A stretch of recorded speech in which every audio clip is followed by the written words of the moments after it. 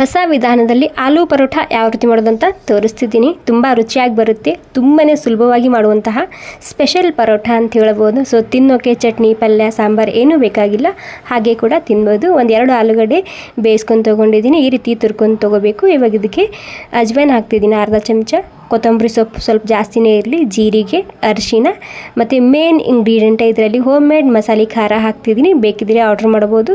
ಒಂದೆರಡು ಚಮಚ ಕಡಲೆ ಹಿಟ್ಟು ಹಾಕ್ತಿದ್ದೀನಿ, ಕಲರ್ ಸರಿಯಾಗಿ ಬರುತ್ತೆ.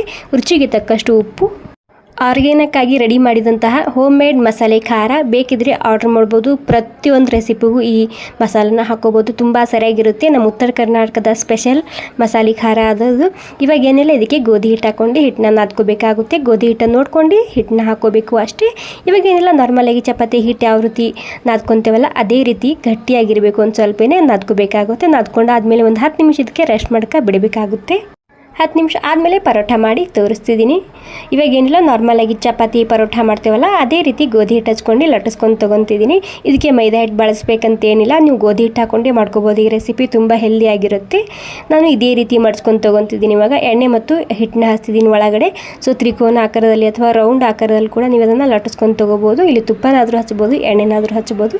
ಟೋಟಲಿ ಕೆಂಪಾಗೋ ತನಕ ಅಥವಾ ಕ್ರಿಸ್ಪಿ ಆಗೋ ತನಕ ಬೇಯಿಸ್ಕೊಂಡು ತೊಗೊಂಡ್ರೆ ನಮ್ಗೆ ಈಸಿಯಾಗಿರುವಂತಹ ಹೆಲ್ದಿಯಾಗಿರುವಂತಹ ಪರೋಟ ರೆಸಿಪಿ ತಯಾರಾಗುತ್ತೆ.